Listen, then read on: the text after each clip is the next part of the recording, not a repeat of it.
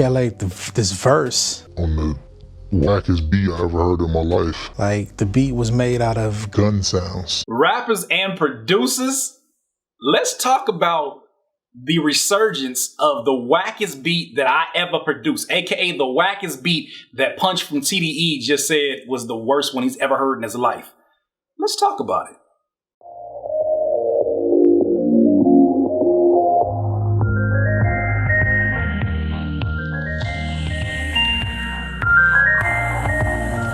Rappers and producers, if you have been watching Curspirations for quite some time, you can double back to some videos. Maybe even, Rich, you could do like a little...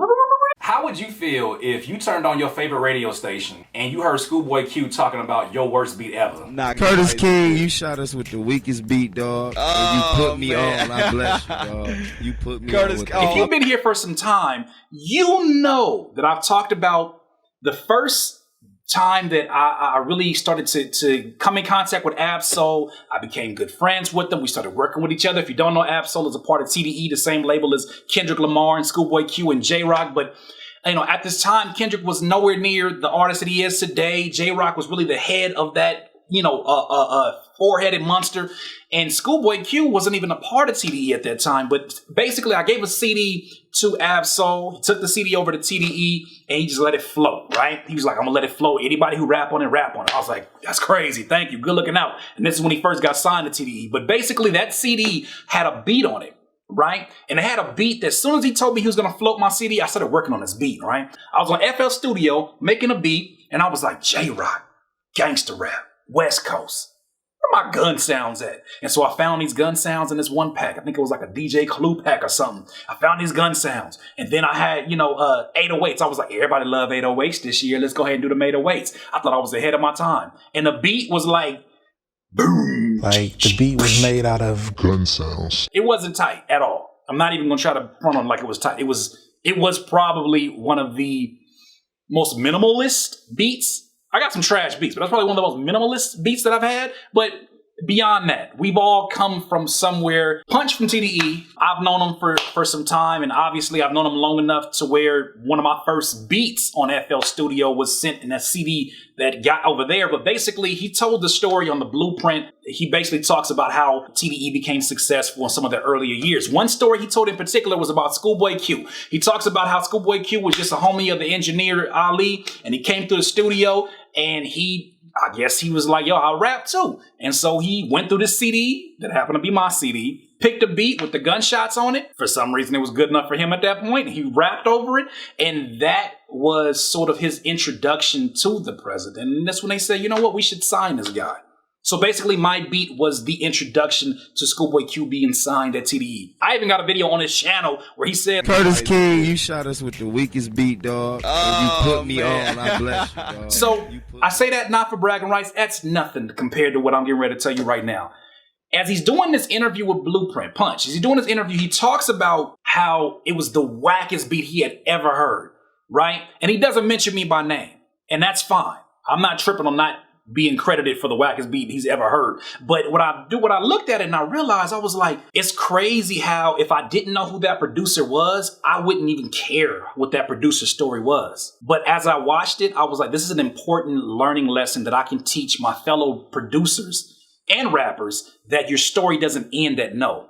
Your story doesn't end in the very beginning when somebody of influence, because at the time they were very influential. They weren't the TDE they are today, but they were very influential in our area. That no does not designate a no forever. That no was yo, this beat is whack and it's associated with my name. And at that time, if I had known that they thought it was that whack, I probably would have never tried to submit another beat to Ab-Soul. I probably would have been like so hurt about it. But thankfully, nobody told me. And because they didn't tell me, I kept going.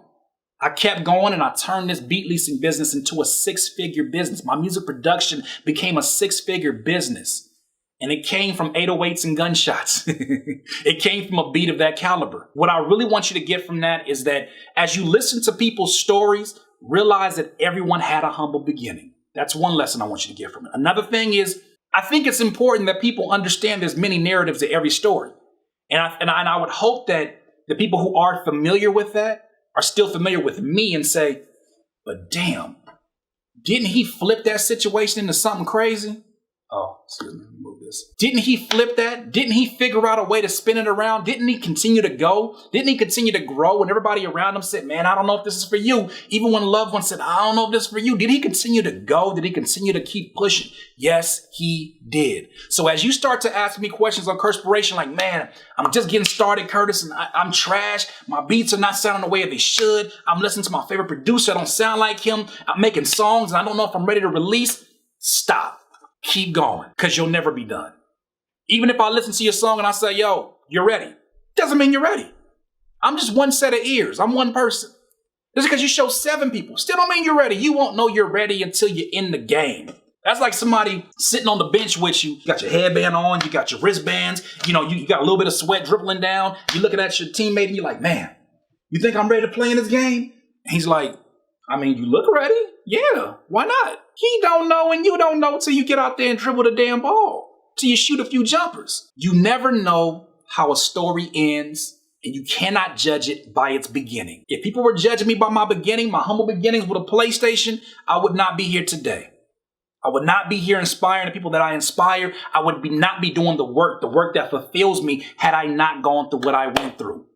So appreciate these years of what you consider whackness. You're learning. It's learning in progress. And you'll never stop this learning. You'll forever be a student. Even when you're a teacher, you'll be a student. So as you have these years, appreciate these years. But realize, as I start to look at this story, and it's crazy because I was on my Snapchat and Complex had one of those stories that popped up and it said how a whack beat got ScHoolboy Q signed. What I want you to get from that, where you begin is not ultimately where you end.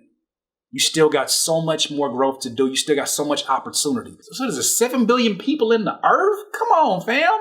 And you only on one continent worrying about your kicks and snares on one beat? Let's keep it going. Let's keep it pushing. Let's not worry about the no's and the denials. I know that's a hard thing, especially for the next generation coming up, because of the things that you're exposed to. And you're always getting judged from your Instagram, from your Twitter, from your Facebook. You are constantly getting judged.